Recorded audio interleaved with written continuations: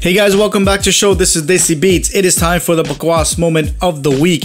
And this one goes out to those dumbass reporters that do not understand anything outside their city, outside their state, let alone outside their country. And you know what? It's so prevalent. I've seen it. You know what? I live in North America, so I see it mostly in the United States, and I see some of it in Canada. I'm not hating on anyone. There's some great journalists out there, so many great journalists, but there's just some that just take the cake and just idiots, man. And the biggest problem with media is, you know, you watch the media, they give you a remix version, right? They don't give you the full album. You understand what I'm trying to say? I actually wrote a blog post about this issue, www.thatguyamin.com. You can read about it. But I have a video for you. If you're watching on YouTube right now, youtube.com/djreminisce, or you can listen to the audio where Barkha Dutt, if you don't know, is the one that did that documentary India's Daughter, the one that pretty much got banned all over. It was regarding Jessie, the one who got, you know, brutally raped in Delhi and stuff. She was being interviewed by a foreign reporter, and she basically just laced her, man. Like the stupid shit that was coming out of the other mouth for that reporter, and then she just basically put her to rest. So I'm gonna play the video, or you know, you're gonna hear the audio right now. Check it out, and we'll come back. We'll talk about it. Parents sacrificed so much for her to go to medical school. Yeah. And she went to go to a movie to go see Life of Pi. Yeah. And she was brutally raped and murdered on a bus. Yeah. 6 people convicted. And after watching this film, and I've been to India, I did think to myself, I had no idea India was so unsafe for women.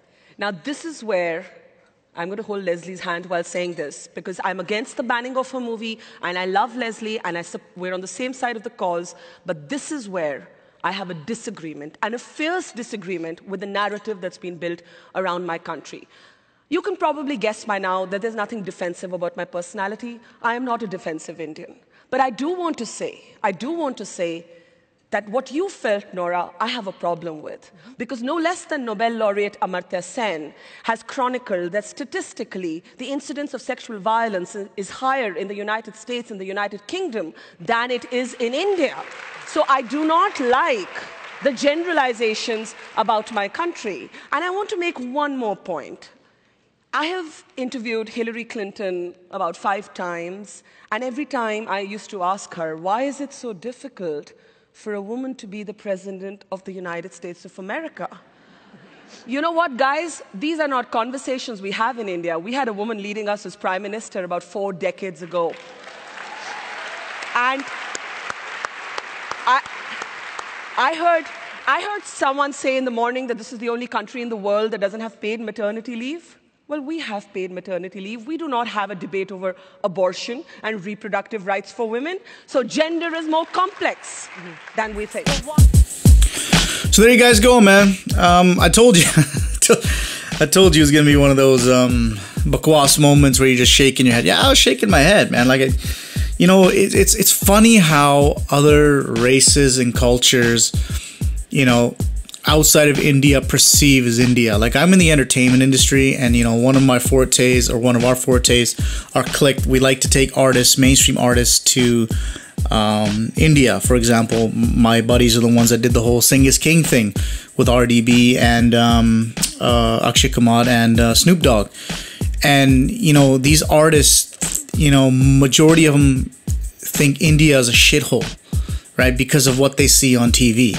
You know, and they're a perfect example in this video where, you know, she's like, oh, all these, you know, it's unsafe for women to blah, blah. Like, you know what? It's sad. You know, yeah, India's got its problems, but so does every other country. You know what I mean? You got to look at numbers and stats, and you got to see the whole picture as a whole. You know, it's just, the media is just completely taken over in sense of they give you what you want because they know people's attention spans are so small. They're not going to go out and actually listen to the full story. You know, I bet you, as people are watching this video, they probably didn't watch the whole thing and hear her statement. I guarantee you, right?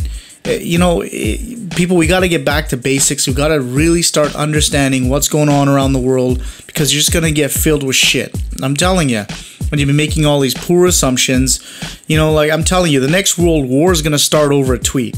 someone's gonna tweet something to some president, the other guy's gonna tweet back. Didn't mean anything because there's no feeling or meaning in text, and that's how the world's gonna go to the shitter. Watch, man, guaranteed. You know what I mean? So that is the Bakwas moment of the week. Let's get to the old school record of the week.